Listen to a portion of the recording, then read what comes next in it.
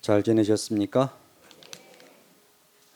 오늘은 동안고 결제 날인데 날씨가 포근해서 좋습니다. 어저께 밤에 혹시 달 보신 분 계십니까? 달 아무도 못 보셨어요? 도시 속에서는 볼 수 없는 보름달. 이제 산중에서 안거하게 되면은 이제 동안거 되면은 찬바람 불고 추운데 그 싸한 바람을 밤에 나와서 달을 보면은 정신이 번쩍 들면서 참 좋습니다. 도시에서는 그야말로 별도 못 보고 달도 못 보고 그냥 별 볼 없이 살고 있습니다. 어제는 2025년도 우리가 이제 수능 시험이 있었습니다. 수능 시험을 보는 우리 학부모님들 더불어서 스님과 더불어서 간절한 마음으로 원하는 대학에 다 진학하길 바라면서 기도를 올렸습니다. 이렇듯 학생들은 시험 속에서 살고 직장에서는 일하면서 살고 병원에서는 그 환자들이 고통 속에서 살고 그 우리는 어떻게 살고 있습니까? 지금 우리 여기 계신 분들은 제일 가장 행복한 사람들이에요. 이렇게 법당에 와서 같이 법문을 듣고 기도할 수 있다는 것은 여러분이 가장 행복한 분들입니다. 우리가 이제 서울 속에 살지만은 별 볼 살지만은 달을 못 보지만은 그래도 저 달을 우리가 가슴에 품고 살고 있잖아요. 우리가 그런 여유가 없다면은 우리 삶이 너무 퍽퍽할 거예요. 저도 이제 불이라면서 살다가 여기 와가지고 정신없이 살다 보니까 마음이 굉장히 여유가 없어진 것 같아요. 정신없이 살고 있거든요. 왜 정신없이 내가 살고 있을까? 맡은 바 수임비 있어야 되고 또 하는 일이라면 잘해야 되고 그런 의무와 책임감 때문에 여러분과 더불어서 저도 삶의 여유를 점점 잃어가고 있지 않는가 하는 저는 반성을 합니다. 또 12월 달 되면 어떻습니까? 막년회 한다, 송년회 한다, 직장에서도 아마 많이 바쁘실 거예요. 막년회가 무엇이죠? 막년회 잊을 막자잖아요. 그러니까 뭘 잊어버릴까요? 힘든 거 잊어버리자는 거예요. 힘든 걸 잊어버리고 그리고 송년회는 뭡니까? 한 해를 잘 보내자고. 그리고 잊고 보내는 것은 다음을 잘 살자는 얘기지 않습니까? 그렇다면 우리들 자신들이 아름다운 마무리를 한 해를 보내면서 아름다운 마무리를 어떻게 잘 할 것인가 이를 한번 좀 생각해 보아야 되지 않을까 하는 생각이 듭니다. 하루하루 영원히 살 것 같지만은 순간순간 마지막입니다. 그렇지 않습니까? 오늘 여기 제3장 49제 기재 이렇게 제를 모시게 되잖아요. 우리가 평균 수명이 몇 살인 줄 아십니까? 우리나라 평균 수명 이제 뭐 83세, 86세 이렇게 얘기 많습니다. 그럼 건강 수명은 몇 살인 줄 아십니까? 건강 수명은 아프지 않고 사는 나이, 아프지 않고 사는 평균 수명이 우리 85세, 83세 그런 얘기합니다. 우리가 살아있는 수명이. 그리고 건강 수명은 얼마냐고요? 그는 건강 수명이라는 것은 아프지 않고 건강하게 사는 수명이 몇 살 될 것 같습니까? 73세래요. 그건 10살 정도. 근데 미국은 우리보다 평균 수명이 우리보다 짧아요. 5년 짧더라고요. 근데 건강 수명도 우리보다 5년 짧아요. 그리고 그렇다면 뭘죠? 많이 안 아프고 빨리 간다는 거예요. 우리는 한 10년 이상 아프다 가신다는 얘기예요. 건강 수명 그리고 우리가 마음 수명이 있어요. 마음 수명. 마음이 건강해야 되거든요. 육신의 건강도 중요하지만은 마음도 건강해야 됩니다. 그야말로 정신 건강이라고 표현하기도 하는데 정신 건강하고 또 마음 건강하고 또 다릅니다.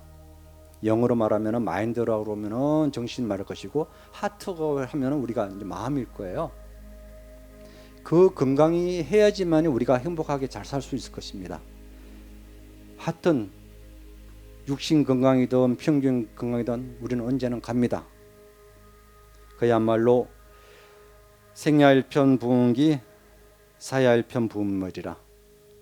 생이란 것은 한 주가 구름이 일어난 것 같고 사야일편 부운멸이라 죽는 건다는 것은 한 주가 구름이 사라지는 것 같다 이렇게 표현합니다. 어저께 저도 우리 친한 도반이 돌아가셨다는 연락을 받았어요.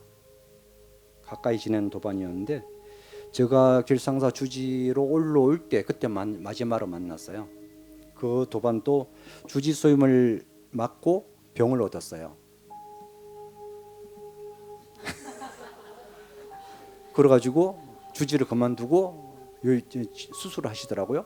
그래가지고 얼마 전에 통화했을 때 괜찮냐 그랬더니 뭐 괜찮다 그러더라고요.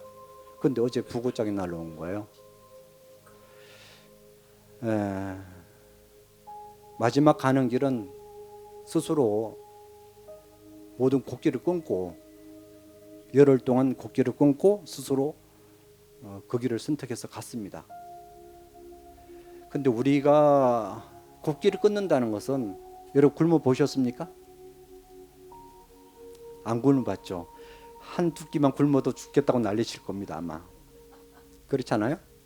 근데 생을 두고 마지막 생을 두고 가겠다고 모든 끊는다는 것은 대단한 수행력이 없으면 그렇게 하지 못합니다. 우리는 어떻게 하든지 살려고 붙이지 죽으려고 하지는 않습니다. 이렇듯 우리들은 잘 살든 못 살든 갑니다. 그러면 우리들이 이 살아있는 동안 어떻게 살아갈 것인가? 그게 참 중요한 부분이에요. 잘 사든 못 사든 건강하든 나이 많든 젊든 언젠가는 가셔야 됩니다. 방금 우리 도반은 선방에서 열심히 정진하다 가셨어요. 그럼 열심히 정진하셨으니까 마지막 그렇게 깔끔하게 결정하고 가신 겁니다. 굉장히 존경스럽고 좋은 도반이었습니다. 오늘 법회 끝나고 저도 내려가 봐야 되는데 우리가 출가하고 나서 왜 출가했냐고 묻습니다. 그러면 우리들은 그럽니다. 도끼치러 왔다고, 승부를 하러 왔다 이렇게 표현합니다. 여러분은 절에 왜 오십니까? 여러분은 왜 절에 오셔요? 한번 말씀해 보십시오. 왜 말이 없으십니까? 육조대사의 제자인 남학 해학선사가 있었습니다. 그 제자가 육조선사를 찾아뵙습니다. 찾아뵙고 찾아보니까 육조대사가 남학 해학선사한테 물어요. 어디서 왔는고 이렇게 물어요. 어디서 왔느냐 그랬더니 여러분 어디서 왔냐 그러면 어디서 얘기하십니까? 아마도 여러분 집에서 어떤 집 주소를 댈 거예요. 나 어디서 왔습니다 이렇게 합니다. 남학해양선은 마찬가지예요. 저는 송산에서 왔습니다 그런 얘기합니다. 그랬더니 남학해양선사가 그런 어떤 물건이 왔는고 이렇게 물어요. 어떤 물건이 왔는고 그러니까 대답을 못합니다. 여기 여러분이 집에서 오셨는데 어떤 물건이 여기 와 앉아 계십니까? 여러분 어떤 물건이 여기 앉아 계시냐고요? 여러분의 육신 덩어리는 나라고 생각하십니까?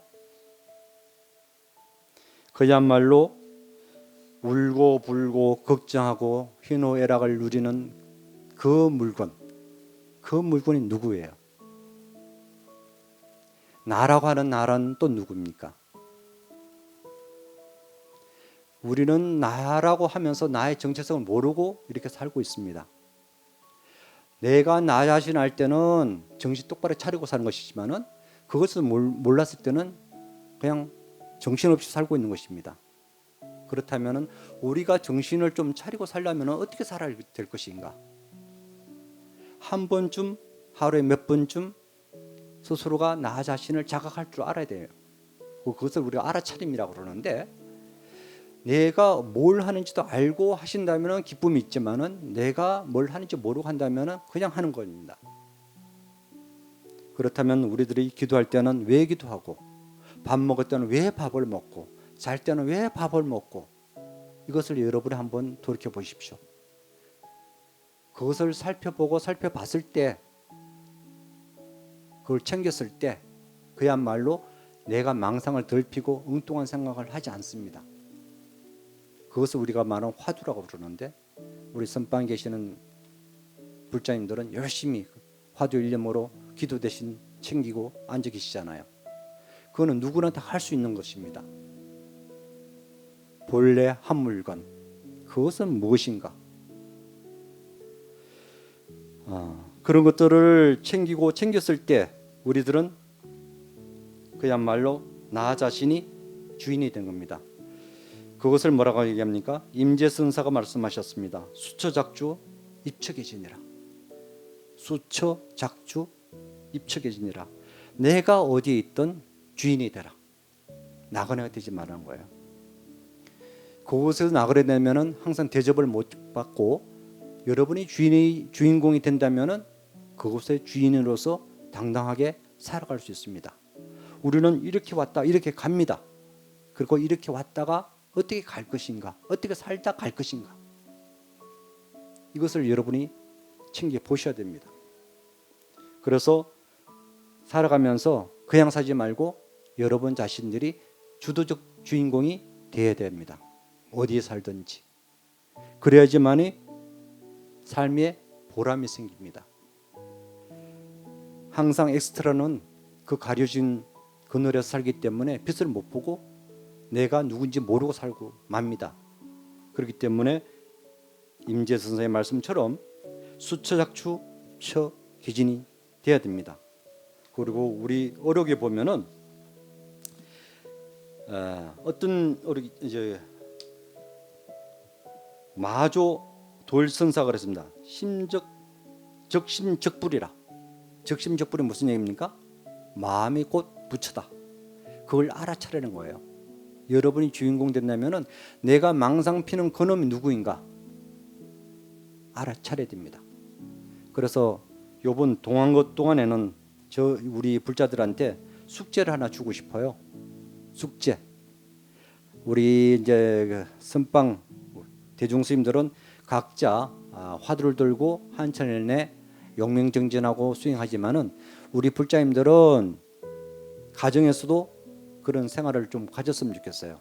그래야지만이 나 자신이 나답게 살 수 있는 것이고, 그리고 마음이 청정해지고 탐진치 삼독으로부터 좀 벗어날 수 있고, 다 제거되지는 않겠지만은 그 마음이 일어날 때마다 내가 화를 내고 있구나, 욕심을 부리고 있구나, 어리석구나, 그걸 알아채므로 해서 그것을 조금씩 벗어날 수 있거든요. 그래서 아침 저녁으로 여러분 자신들이 때와 장소를 가리지 말고 한 15분씩 한번 앉아보세요. 좌선해 보세요. 정확한 자세 안 해도 됩니다. 하다못해 침대 위에서 편안하게 누워서 졸지만 않고 정신 똑바로 차리고 그 화두를 챙기면 돼요. 아니면 자비인게 앉아서 10분이라도 정신 똑바로 차리고 지금 볼일 보는 이 물건은 무엇인고, 지금 앉아있는 게 나는 무엇인고, 밥 먹을 때 이 밥 먹는 이 누군고, 딴 생각하지 말고, 그래 우리가 그야말로 이목고, 이것이 무엇인고, 경상도 말로 이목고예요. 나는 누군가예요. 나는 누구인가. 그것을 한번 챙겨 보십시오. 자보기 위해서도 좋고, 때와 장소를 가지 않고 아침 저녁으로 다 그때만큼은 휴대폰 꺼놓고 마음을 가다듬고 한번 앉아 보십시오. 그렇게 함으로 해서 우리가 명상이라는 딴 게 명상이 아니에요. 그렇게 함으로 해서 내가 청정해지고 내 마음에 일어나는 욕심을 바라보고 제거할 수 있습니다. 그것을 가만 내버려 두면은 걔가 점점 자랍니다. 그 마음이, 나쁜 마음이 점점 자라나고, 좋은 마음을 키우면 좋은 마음이 점점 큽니다. 그 내 마음에 어떤 마음이 차지하고냐에 따라서 내가 어떤 사람이 되는 것입니다. 그렇게 한번 해보세요. 첫 번째 숙제, 아침 저녁으로 15분씩 앉아있기. 두 번째는 아침에 여러분이 일어나서 집에서 현관문에 나설 때 어떤 마음으로 나옵니까? 어디 갈 것인가? 밤새 모르긴 해도 꿈꿨던 그것을 생각하지 않으세요? 야, 하루 일진이 좋을까 나쁠까? 꿈을 꿨다면, 악몽 꿨다면 불안한 마음으로 나올 것이고, 또 좋은 꿈을 꿨다면 오늘 하루가 잘 전개되리라 생각하실 겁니다. 이 마음이든 저 마음이든 아침에 현관에 왔을 때 온만의 반면 한 7번만 하십시오. 온만의 반면, 온만의 반면, 온만의 반면, 온만의 반면, 온만의 반면 7번만 한번 해보십시오. 온만의 반면이라는 것은 뜻은 다른 뜻이 아니에요. 그야말로 연꽃 속에 핀 꽃 그런 뜻인데, 이 주문을 대성불교의 경전인 육자대명왕 다란이경에 그런 얘기가 있습니다. 이 진을 부르면은 모든 재앙이나 병환, 액난들이 다 물러난다. 그리고 큰 자비심을 얻고 좋은 기운을 불러들인다. 그런 얘기 있습니다. 근데 우리가 하루를 시작하면서 어떤 마음으로 어떻게 시작한 따라서 하루 일과가 달라집니다. 그래서 아침에 여러분이 현관문에 나설 때는 온만의 밤 한 7번 하십시오. 그러면 하루가 편안해지고 여러분들이 그야말로 즐거운 하루가 될 것입니다. 그건 어렵지 않은 일이잖아요. 그건 길들이기 나름이에요. 그리고 또 한 가지, 세 번째, 날마다 하루에 좋은 일 한번 해보십시오. 좋은 일이라는 것이 특별한 일 아니에요.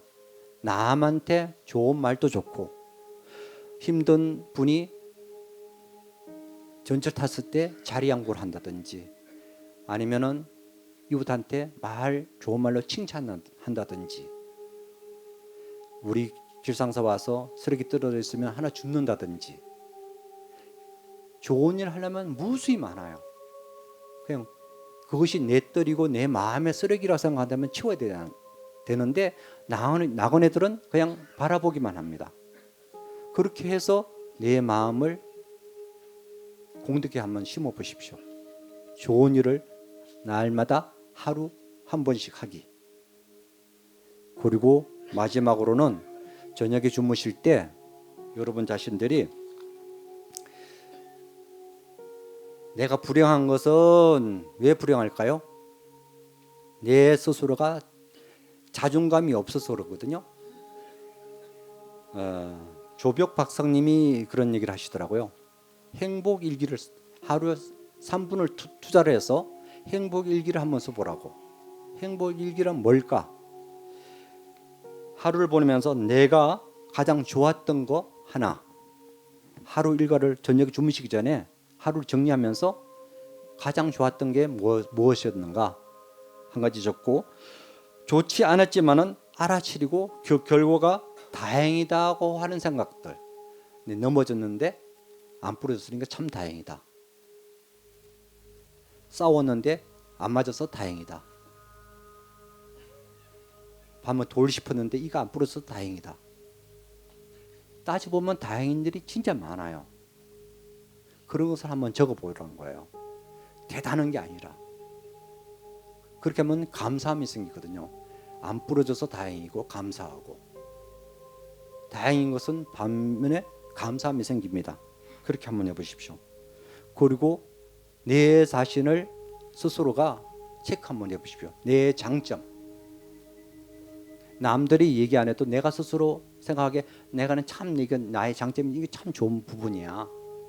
이것을 날마다 자기 자신을 돌이켜보고 한번 체크해 보십시오. 특히 우리들 자신들은 나 자신을 너무 사랑하지 않았어요.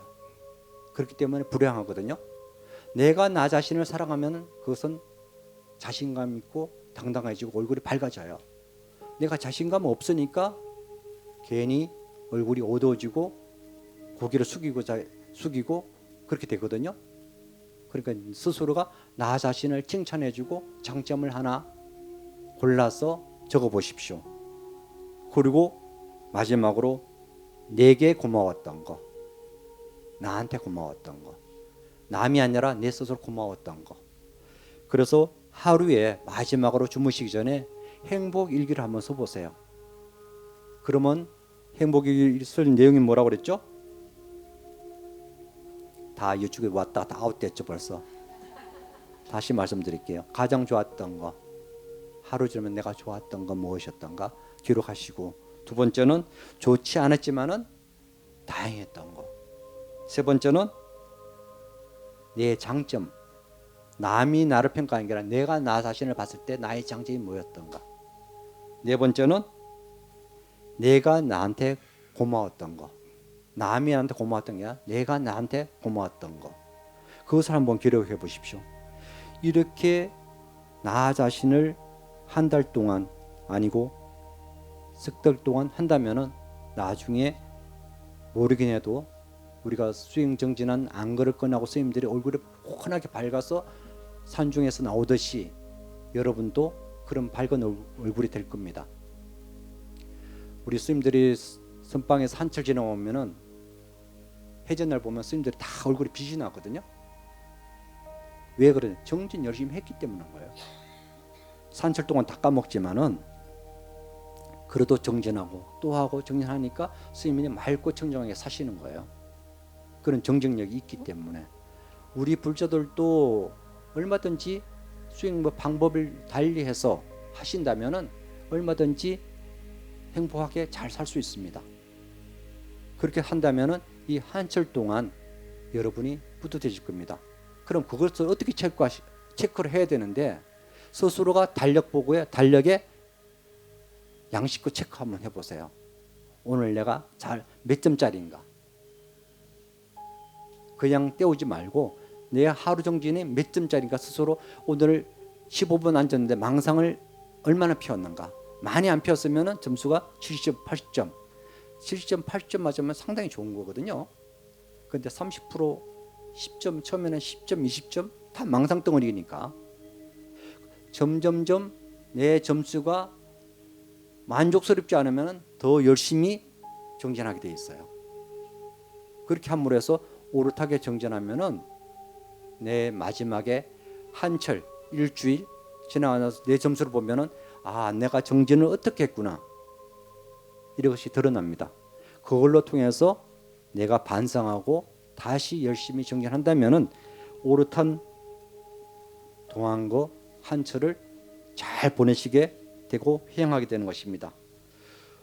우리는 이렇게 왔다가 이렇게 갑니다. 마음이 구름처럼 떠들고 번뇌, 욕망으로서 이렇게 해서 왔다가 갑니다. 언젠가는 갈 것입니다. 하지만은 여러분이 스님과 더불어서 이목고하는 나 자신을 챙기는 마음과 더불어서, 그리고 때와 장소를 가지 않고 수처작주가 되는 것이고, 그리고 내 자신이 주인공으로서 바로 부처라는 것을 알게 되고, 그리고 행복 일기로서 내 자신이 행복으로 채운다면은 아마도 3개월 후 동안고 해제 날에는 스님과 더불어서 여러분들의 얼굴이 아마 환하게 향기롭게 되지 않을까 싶습니다. 그렇게 같이 더불어서 동안거를 잘 지내고 행하기를 바랍니다. 네, 감사합니다.